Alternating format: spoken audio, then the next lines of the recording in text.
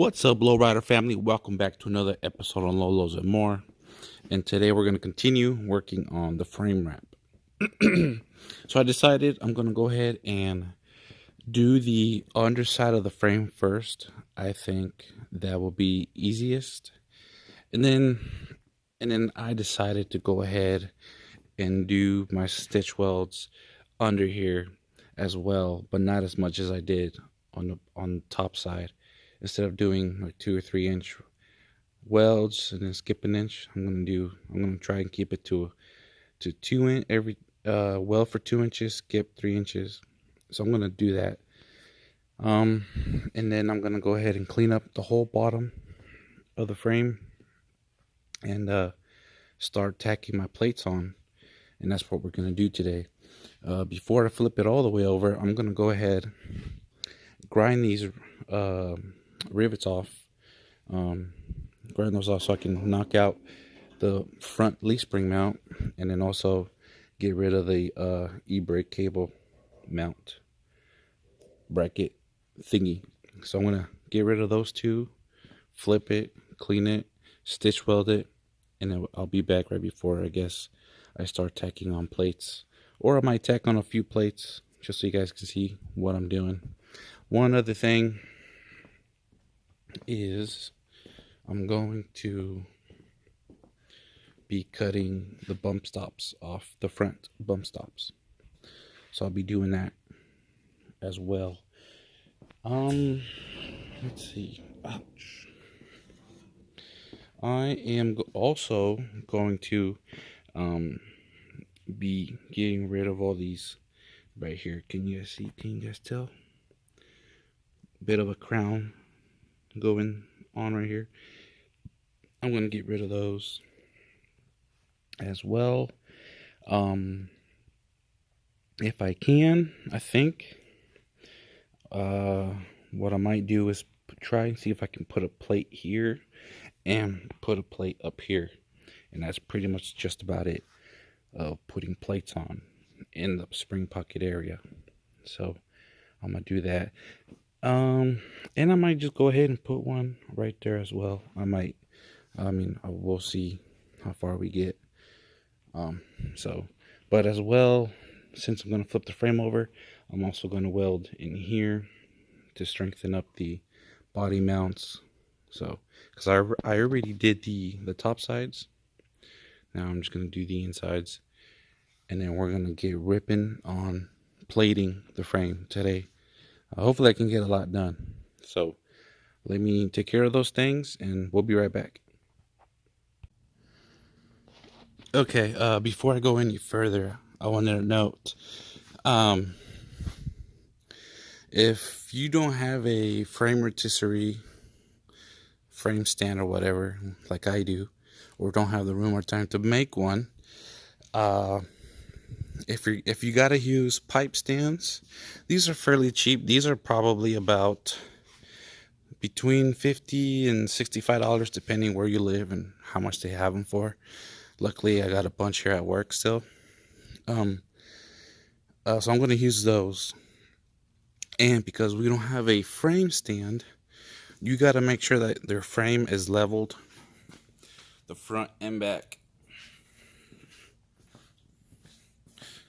That's dirty side. See, got the bubble there. So just make sure that the frame is always leveled. Now, so I'm just gonna go ahead and do my stitch welds now, and then I'm gonna start plating.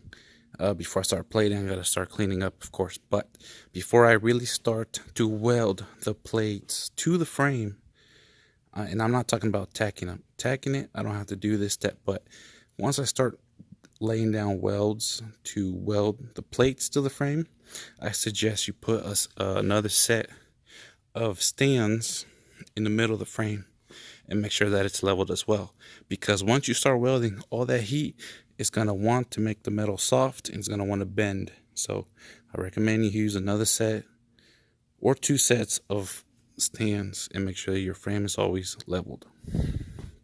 If it for some reason is leveled and it becomes unleveled, then you got an issue. You gotta put more stands or something to keep that frame leveled because the last thing you want is for it to cool down and then it's all warped and all your hard work will be down the drain.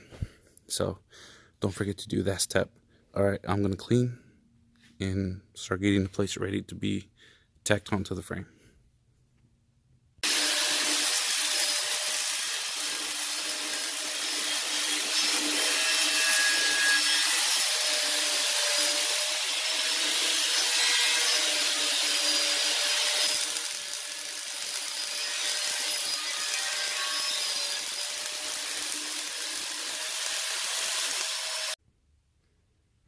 All right, so I got my son to pretty much clean up a lot of the frame. I began putting the plates up front, so he hasn't cleaned the side of the frame yet from the midsection forward. He did both sides from the midsection back. I began tacking or welding on spots on the plates. So I began doing that. Yeah, it doesn't look pretty right now, but once I start putting on the welds, it'll look more round and better edged off. So, and yeah, putting it on this plate right here. I don't know if I did mention, but the plate underneath the engine cross member, I'm doing 1/4 inch, and everything else in the front, from the belly front, is going to be 3/16. Everything behind the belly, past the box section, the factory box section, is going to be all 1/4 inch past that. So I'm gonna go ahead and get started on plating the whole top, and then flip it over and start plating, all that. Maybe before I flip it over, I'm going to maybe weld in the plates completely and then move on from that. So I still don't know what I'm gonna do, if I'm just gonna tack all the plates and then weld later, but it all depends on what you have going on. So all right, I'm gonna continue doing all that. And when you have to deal with with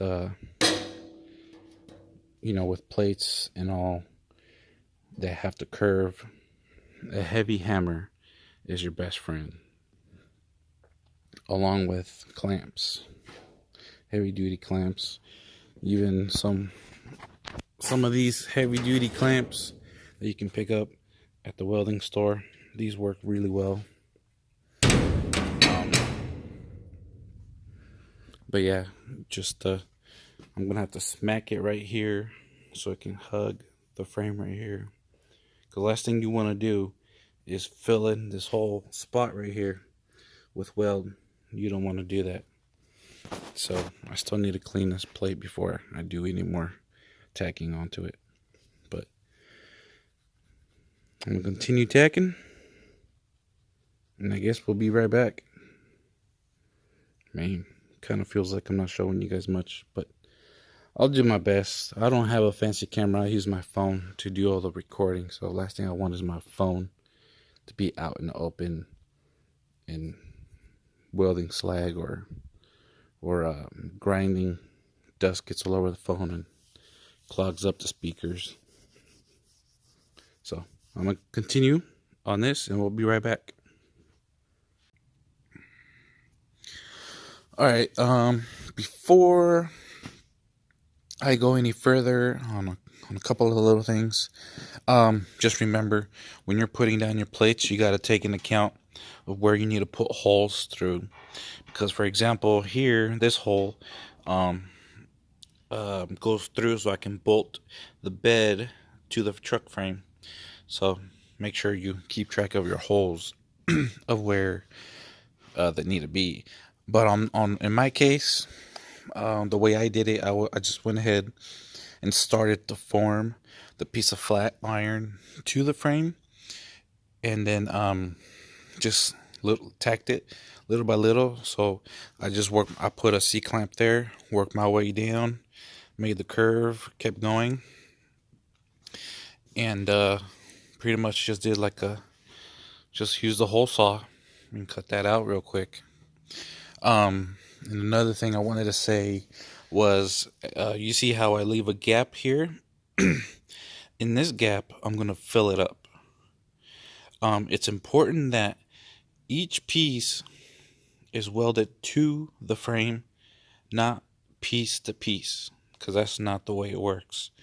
You need to weld each piece, each plate to the frame, and then just leave enough of a gap. Maybe this is too much of a gap, but anyways, you can always just fill it in like a pipe fitter welder would do. Weld your pieces slowly together and then do a couple of more passes to fill in the space here, and then you can take a flap disc or a grinder wheel and grind it smooth, and it'll look like these pieces were made into one. For example, here, as you can see, I did pass here, but there's another pass in the middle, and then the pass to where I welded this piece to the frame and this piece to the frame. So technically there's 1, 2, 3, 4, 5 passes here, because I wanted to make it flush. So that's why there's plenty of weld there, and that's what I'm going to do to every plate that I need to conjoin. Pretty much that's what I'm going to do. And right now in the welder, I'm using 030 wire right now to tack the pieces together. I know I've been doing some welding, but it was just because I was having a hard time. And then I got ahead of myself. But once I get the pieces on, all of the pieces around the frame, then I'm going to go ahead and switch out the wire and use 035 wire and weld it completely to the frame. And that's what I'm going to do. That part is the very last thing we're going to do. So I just wanted to point those couple of things out. So I'm going to go ahead and continue. I'm almost done with all the plating on the underside, and then I'll be doing one side and then flipping it over and to do the top side completely. All right, I'll be back. All right, so I went ahead and finished the whole bottom side of the frame of putting on the templates. I am still going to put something in here, and I still have to, put something around the mount and around this mount as well. So I still need to do that, and I still need to take care of the pockets of what I'm going to do. Pretty much just fill it in with metal, on this side, and one in there.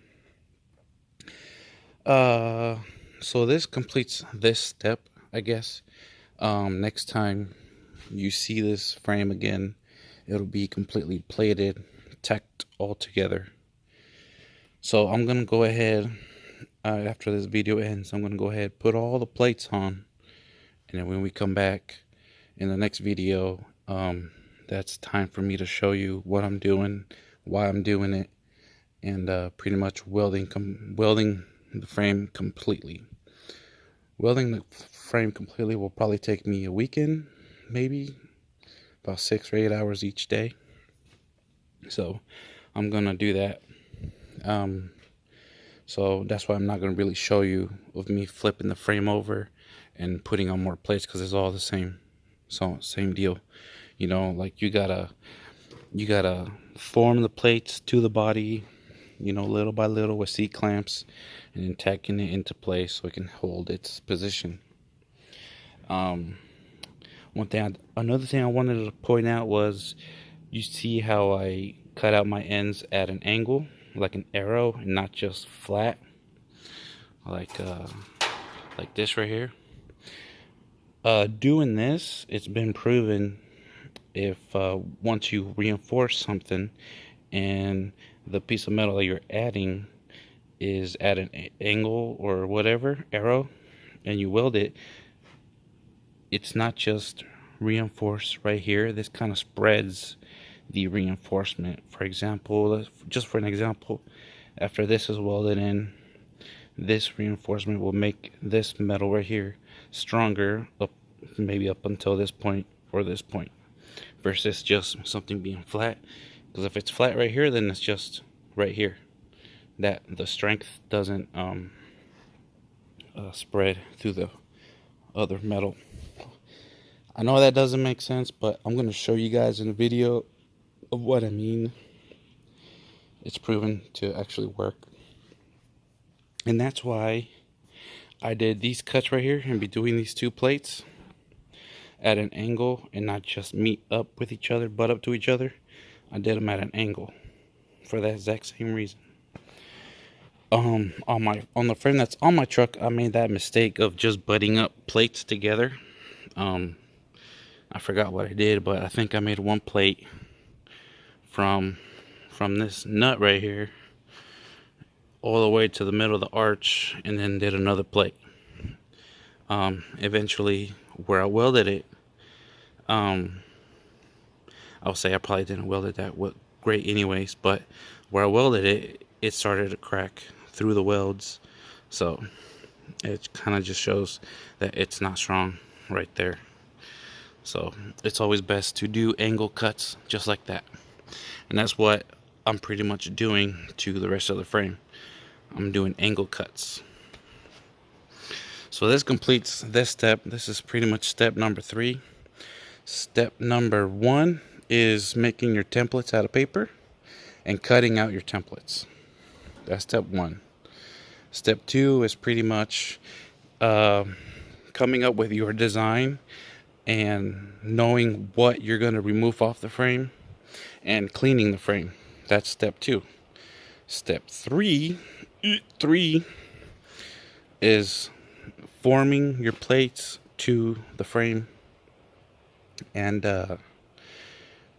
pretty much it. Just form it to the frame and go take your time. Don't rush it, because if you rush it, pieces could go off track and not work that great. So I'm gonna leave it here for this step for this video. I'll have to catch you guys in the next one. Like I said, I'm still working on some A-arms. Hopefully I can finish those here soon. Other than that, I'll see you guys next time. If you don't like what you saw, I don't blame you. It was kind of boring, but hopefully whatever I tell you guys is helpful, I hope. Until then, I'll see you guys next time. Don't forget to like, comment, subscribe. Peace.